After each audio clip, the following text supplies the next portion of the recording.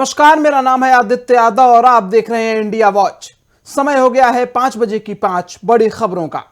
बिहार सरकार ने युवाओं को रोजगार देने की दिशा में एक और अहम कदम उठाया है। ग्रामीण विकास विभाग के अंतर्गत बड़ी संख्या में ग्रामीण आवास सहायकों की नियुक्ति की गई। इस मौके पर मुख्यमंत्री सम्राट चौधरी ने इसे बिहार के लिए गर्व का क्षण बताया। उन्होंने कहा कि इन नियुक्तियों से न सिर्फ युवाओं को रोजगार मिलेगा बल्कि ग्रामीण विकास योजनाओं के क्रियान्वयन को भी नई गति मिलेगी।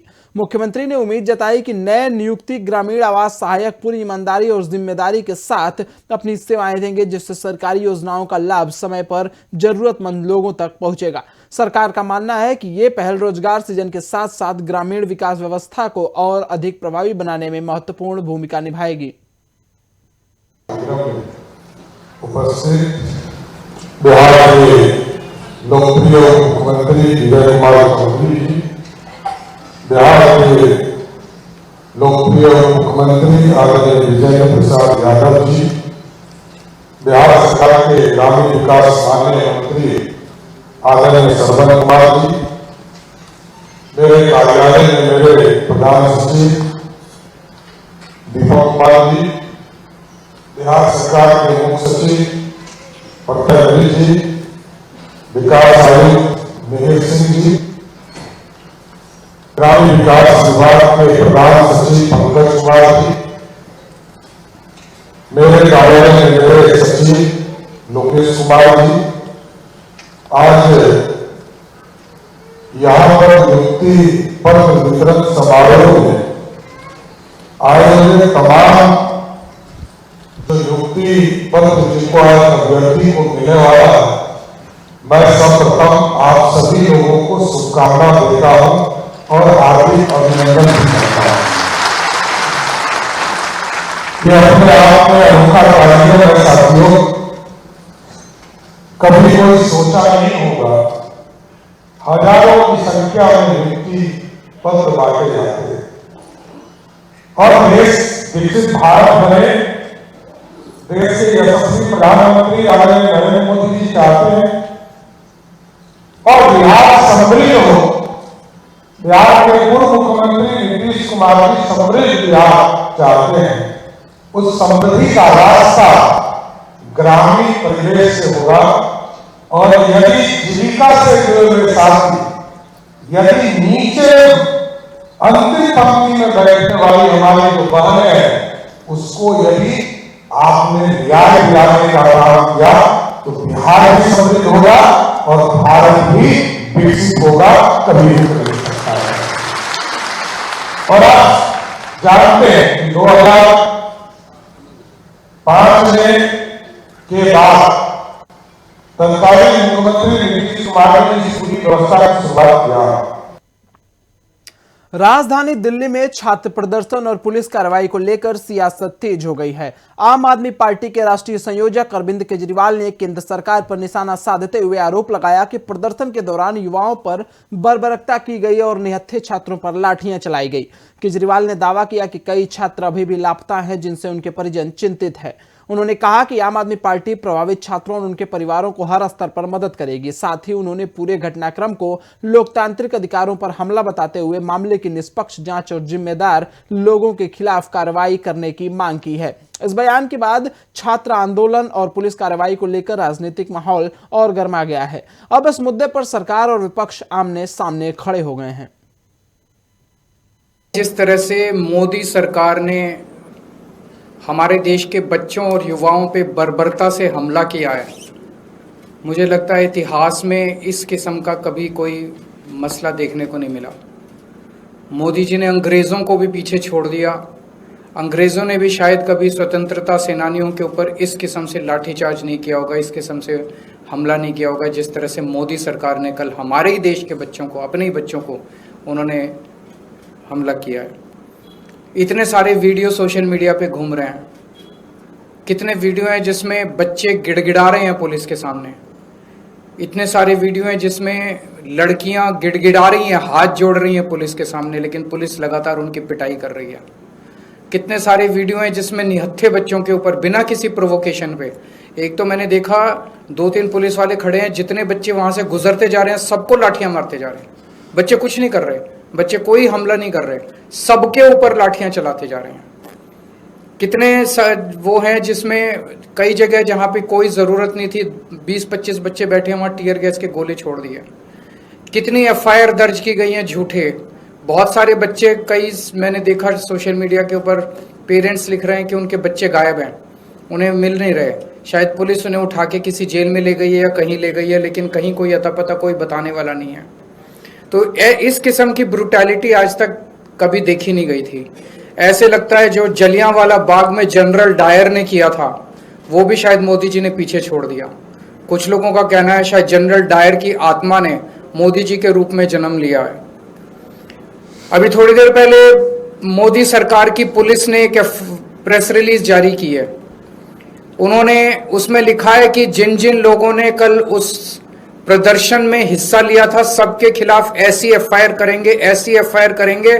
मैं मोदी जी को कहना चाहता हूं, ये देश आपके पिताजी का नहीं है, ये देश 140 करोड़ लोगों का है। धमकी देना बंद करो, इस तरह की धमकियां देना बंद करो, नहीं तो ये देश के लोग आपको ऐसा मजा चखाएंगे कि इतिहास याद रखेगा कि क्या हाल, क्या हश्र हुआ था एक तानाशाह का इस देश के अंदर। मैं देश के बच्चों को और पेरेंट्स को कहना चाहता हूं, आप बिल्कुल चिंता मत करना, हम सब एक साथ हैं, हम आपके हैं, आप हमारे हैं। अयोध्या में जौहर यूनिवर्सिटी को लेकर समाजवादी पार्टी ने विरोध प्रदर्शन किया। पूर्व मंत्री पवन पांडे के नेतृत्व में बड़ी संख्या में सपा कार्यकर्ता ने प्रदर्शन करते हुए विश्वविद्यालय से जुड़े ध्वस्तीकरण आदेश पर पुनर्विचार की मांग उठाई। प्रदर्शन के बाद सपाइयों ने सिटी मजिस्ट्रेट को ज्ञापन सौंपकर सरकार से फैसले की समीक्षा करने की अपील की। प्रदर्शनकारियों का कहना है कि इस मामले में निष्पक्ष तरीके से दोबारा विचार किया जाना चाहिए। वहीं प्रशासन ने ज्ञापन प्राप्त कर उसे संबंधित स्तर तक पहुंचाने का आश्वासन दिया। जौहर यूनिवर्सिटी का मुद्दा एक बार फिर राजनीतिक बहस का केंद्र बन चुका है। अब सभी की नजर सरकार के अगले कदम और इस मांग पर होने वाले निर्णय पर टिकी हुई है। रामपुर के जिला प्रशासन द्वारा मौलाना अली जौहर विश्वविद्यालय, जो बच्चों की पढ़ाई का एक मंदिर है, जिसको बहुत ही परिश्रम से खून पसीने से सींचकर हम सबके नेता आदरणीय आजम खान साहब ने बनाया था, जहां पर हर जाति धर्म हर मजहब बिरादरी के बच्चे पढ़ते हैं, द्वेषपूर्ण तरीके से जिला प्रशासन द्वारा उसके भवनों को गिराने का आदेश दिया गया है। आज हम लोगों ने पूरी महानगर कमेटी, हमारे पार्षद और सभी हमारे सम्मानित नेतागण ने महामहिम राष्ट्रपति महोदय जी को प्रेषित ज्ञापन जिलाधिकारी के माध्यम से दिया है। उसमें हमारी ये मांग है कि अगर कहीं कोई त्रुटि है तो प्रशासन द्वारा उस त्रुटि को ठीक करने का समय दिया जाए। बहुत सी ऐसी बिल्डिंगें हैं जो बनती हैं और उसमें अगर कोई कमी रहती है तो विकास प्राधिकरण द्वारा नक्शे की दुरुस्तीकरण और सारी व्यवस्थाएं हैं, उसमें फाइन से लेकर सारी व्यवस्थाएं कर करके व्यवस्थित किया जाता है। उसी तरह हमारी मांग है, यह शिक्षा का मंदिर है, शिक्षा के मंदिर को न गिराया जाए, शिक्षा के मंदिर पर जुल्म अत्याचार न किया जाए, वहां पढ़ने वाले बच्चों के भविष्य से खिलवाड़ न किया जाए, क्योंकि यह सरकार मदरसा खोलने में विश्वास रखती है, पाठशाला बंद करने में विश्वास रखती है। और उसके बाद ये बात करते हैं उत्तर प्रदेश और देश की तरक्की की। अगर पाठशालाओं पर बुलडोजर चलेगा और मदरसाएं खुलेंगी तो ये देश और ये मुल्क तरक्की नहीं करेगा। जिला प्रशासन द्वारा मौलाना अली जौहर विश्वविद्यालय, जो बच्चों की पढ़ाई का एक मंदिर है, सींचकर हम सबके नेता आदरणीय आजम खान साहब ने बनाया था, जहां पर हर जाति धर्म हर मजहब बिरादरी के बच्चे पढ़ते हैं, द्वेषपूर्ण तरीके से जिला प्रशासन द्वारा उसके भवनों को। दिल्ली हाईकोर्ट ने सामाजिक कार्यकर्ता सोनम वांगचुक को बड़ी राहत देते हुए उन्हें मेदांता अस्पताल में शिफ्ट करने की अनुमति दे दी है। अदालत के इस फैसले के बाद उनकी पत्नी गीतांजलि जे अंगमो ने हाईकोर्ट का आभार जताया। उन्होंने कहा कि भारत में हर नागरिक को अपने डॉक्टर, अस्पताल और इलाज का तरीका चुनने का अधिकार है और अदालत ने इसी अधिकार का सम्मान किया है। उन्होंने उम्मीद जताई कि अब सोनम वांगचुक को बेहतर चिकित्सा सुविधा मिल सकेगी। हाईकोर्ट के इस फैसले को व्यक्तिगत अधिकारों और चिकित्सा विकल्प चुनने की स्वतंत्रता से जुड़े महत्वपूर्ण निर्णय के रूप में देखा जा रहा है। अब सभी की नजर सोनम वांगचुक के स्वास्थ्य और उनके आगे के इलाज पर बनी हुई है। हम बहुत खुश हैं क्योंकि एक रिकॉर्ड टाइम में अखिल सिब्बल और उनकी टीम और बाहुली शर्मा और उनकी टीम ने ये ऑर्डर वो कर पाए। और मैं दिल्ली हाई कोर्ट का भी बहुत शुक्रिया करना चाहूँगी जिन्होंने इस मैटर को फेवरेबली डिस्पोज किया, क्योंकि इंडिया में एक डेमोक्रेटिक सिटीज़न को ये राइट है कि वो चूज़ कर सके उसका choice of doctor and hospital, और उसकी क्या ट्रीटमेंट है उसको खुद को वो चूज़ कर सकता है।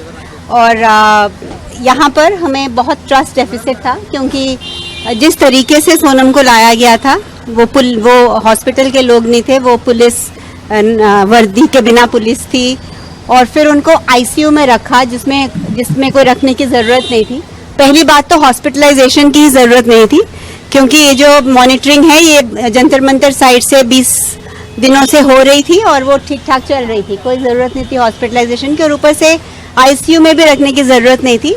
वो सिर्फ इसलिए रखा क्योंकि दुनिया भर में ये रूल है कि आईसीयू में ना पेशेंट और ना पेशेंट को मिलने वाले कोई फ़ोन्स या इलेक्ट्रॉनिक डिवाइसेस नहीं लेके जा सकते। तो एक तरह से ये जैसे उनको डिटेन किया गया था ताकि वो किसी के साथ कांटेक्ट ना कर सकें, और जो बाहर के भी लोग हैं वो अपने मोबाइल्स अंदर नहीं ले आ सके। तो उन्होंने वो आज लेटर दी, और जो भी उनके पैरामीटर्स हैं जो कि नॉर्मल से थोड़े आगे पीछे हैं, वो कोई लाइफ थ्रेटनिंग नहीं है, वो 23-25 दिन के फास्ट के बाद वो नॉर्मल हैं। और गवर्नमेंट से ज़्यादा तो हमें उनकी हेल्थ की चिंता है ना। अगर हम वहाँ से उनको निकाल के लेके जाना चाहते हैं तो ये एक फंडामेंटल राइट है। तो मुझे कंसर्न दिखाया, जो लेटर भी दिखाया रिसेंटली, जी हाँ उसको लेके भी कंसर्न दिखाया। हाँ कि सबसे इम्पॉर्टेंट चीज़ होती है कि पेशेंट की मानसिक स्थिति, क्योंकि मानसिक स्थिति ज़्यादा बॉडी पे इम्पैक्ट करती है। अगर वो नॉर्मल रहे और वो जहाँ खुश है वो रहे तो वो ज़्यादा अच्छा रिकवर होते हैं। तो आई एम वेरी हैप्पी कि दिल्ली हाई कोर्ट ने ये फेवरेबल ऑर्डर दिया है, और ये दिल्ली हाई कोर्ट ने भारत की लोकतंत्रता को ऊपर रखा, क्योंकि एक फंडामेंटल राइट है एक इंडिविजुअल का टू बी शिफ्टेड या to be treated by the doctors of his choice and in the hospital of his choice. Thank you. Jammu Kashmir में बाढ़ और भारी बारिश से प्रभावित इलाकों का जायजा लेने के लिए भारतीय जनता पार्टी का प्रतिनिधि मंडल पूंछ और राजौरी पहुंचा। नेता प्रतिपक्ष सुनील शर्मा ने बताया कि पार्टी नेतृत्व के निर्देश पर गठित इस प्रतिनिधि मंडल ने 2 दिनों तक प्रभावित क्षेत्रों का दौरा किया और स्थानीय लोगों से मुलाकात कर हालात की जानकारी ली। उन्होंने कहा कि भाजपा का उद्देश्य प्रभावित परिवारों की समस्याओं को समझना और राहत कार्यों की स्थिति का आकलन करना है। सुनील शर्मा ने यह भी बताया कि इसी दौरान 20 जुलाई को श्रीनगर के घंटा घर पर विरोध प्रदर्शन और सचिवालय तक मार्च का कार्यक्रम भी तय था, जिसमें बड़ी संख्या में कार्यकर्ताओं और आम लोगों के शामिल होने की योजना भी बनाई गई थी।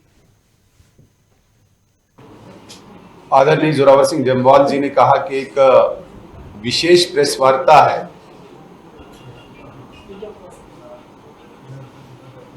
मैं सबसे पहले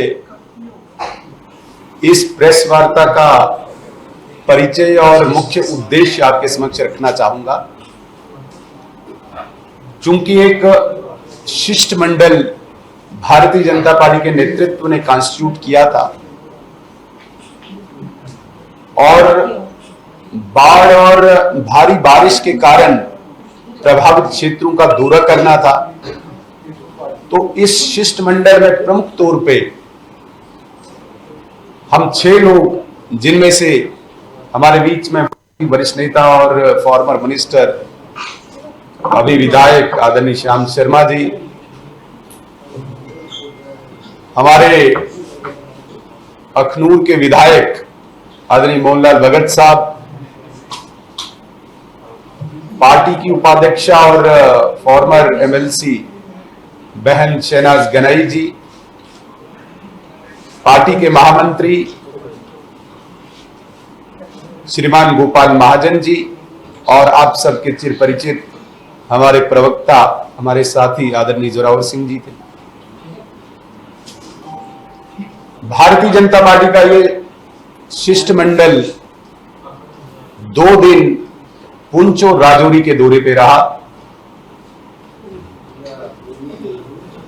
और ये दौरा तब शुरू किया जब भारतीय जनता पार्टी ने आम जनमानस की समस्याओं को लेकर सरकार के विरुद्ध एक प्रदर्शन रखा था, जिसकी तिथि तारीख तय थी 20 जुलाई को। कश्मीर श्रीनगर के घंटाघर से हजारों की संख्या में कार्यकर्ता और आम जनता ये आक्रोश प्रदर्शन शुरू करेंगे घंटाघर से और सेक्रेटरीट की तरफ चलेंगे,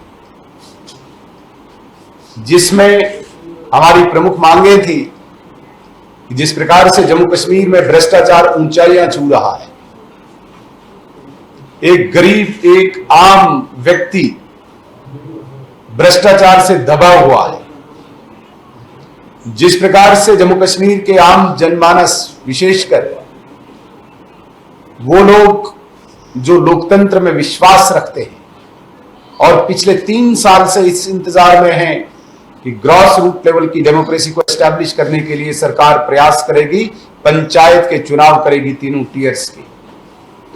लेकिन हमारे मुख्यमंत्री घमंड में चकनाचूर होके